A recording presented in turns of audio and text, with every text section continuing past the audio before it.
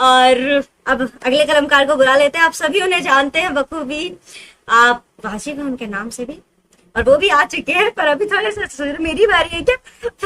आपकी बारी है। नारी अगर दुर्गा है तो विकराल रूप है, वाणी में मंत्र, दृष्टि में अग्नि की ज्योति है, और उस महफिल में चार चांद लग जाता है जिसमें हमारी गायत्री मैम होती है। तो स्वागत कीजिए गायत्री पांडे मैम का। आपके इन शब्दों के लिए तहे दिल से धन्यवाद। जिन शब्दों से आप हमारे हौसला अफजाई करती है वो शब्द कहाँ से लाऊं मैं? किन शब्दों में आपको धन्यवाद कहूँ मैं? वो शब्द नहीं है मेरे पास। मैम आपकी प्रेजेंस ही बहुत बड़ा मोटिवेशन है। Thank you so much.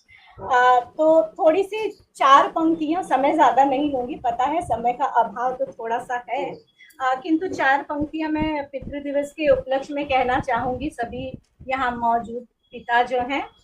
दिन रात करे परिवार की चिंता, वह कहलाता है पिता।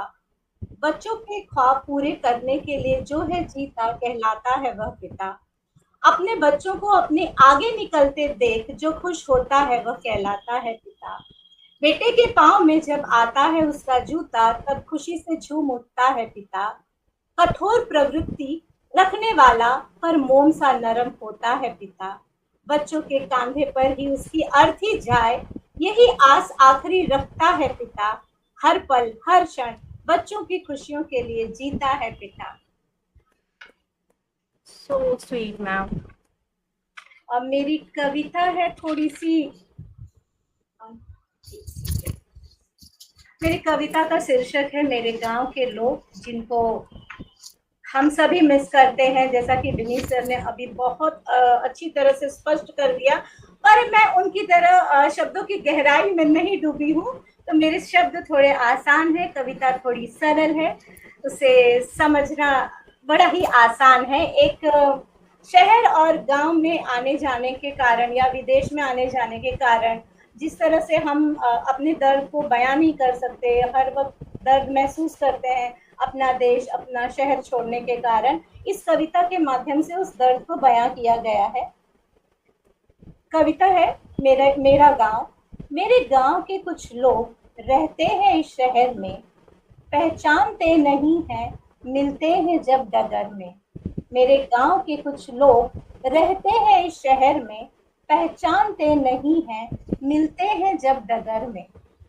नहीं अपना कोई ठिकाना है शहर बड़ा अनजाना, वीरान इन गलियों में हम ढूंढे एक आशियाना।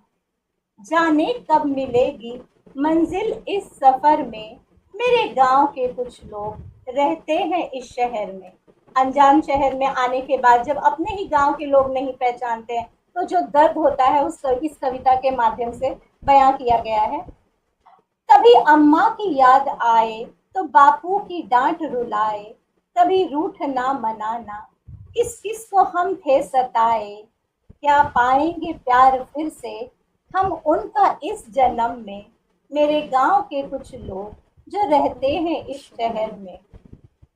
घर छोड़कर तो आए हम, घर छोड़कर तो आए हम, बचपन और जवानी भी इस शहर में बाकी है बस जिल्लत या रुसवाई।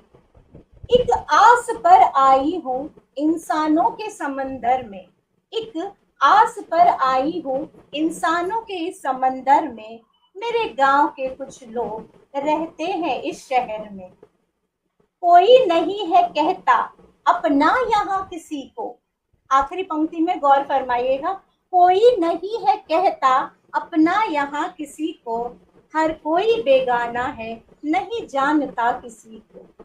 रिश्ते की डोर टूटी मतलब की एक लहर में, रिश्ते की डोर टूटी मतलब की एक लहर में, मेरे गांव के कुछ लोग रहते हैं इस शहर में, मेरे गांव के कुछ लोग रहते हैं इस शहर में। धन्यवाद। मैम आपने कहा आसान शब्द रहेंगे, शब्द बेहद आसान थे, लेकिन उनके पीछे का अर्थ जो था वो काफी सोचने पे मजबूर करता है। आखिरी जो लाइन आपने कही कि मतलब की डोर के कारण सब कुछ बिखर चुका है, और फिर याद आता है कि मेरे गांव के कुछ लोग रहते हैं शहर में, जो टीस है वो बहुत बहुत सुंदर तरीके से आपने बयां किया। दरअसल कविता में थोड़े आसान शब्दों का चयन करना मेरी मजबूरी हो गई है, क्योंकि मुंबई में थोड़ी क्लिष्ट हिंदी लोग अवॉइड करते हैं। हाँ, तो वो पढ़ने पढ़ाने और समझाने के दौर में शब्दों का चयन मैं हमेशा थोड़ा आसान रखती हूँ।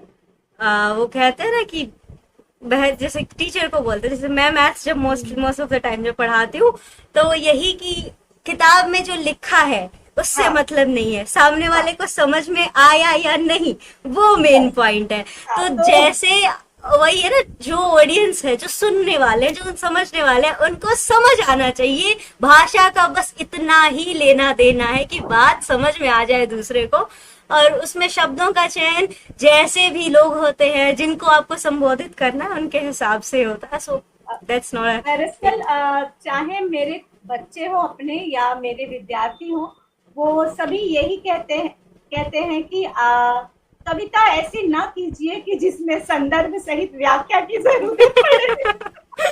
हाँ, वो पहले लिख रहे हैं सब। तो वो मुझे हर बार मुझे लिखने के लिए मजबूर कर देता है कि अच्छा, मुझे थोड़ा और आसान करना है, पर्यायवाची शब्द ढूंढने पड़ते हैं कई बार। नहीं, तो अच्छी बात है मैम। ये और जो जटिल लिखते हैं वो भी फिर सोचने पे मजबूर करते हैं। अब जैसे कि कई कवि जो हार्ड हिंदी को यूज में करते हैं ना, जटिल शब्द है, तो वो भी सोचने के लिए एक जिज्ञासा पैदा होती है कि ये शब्द है क्या, इसका मतलब क्या है, तो वो क्या बढ़ती है उससे। तो दोनों के ही अपने अपने मायने हैं। हाँ, तो सबका अपना अपना सही है भाई, सब मस्त लिख रहे हैं, मुझे मजा आ रहा है एकदम सुनने में, नई नई चीजें सीखने में। Thank you so much Gayatri ma'am. Thank you, thank you. चलिए।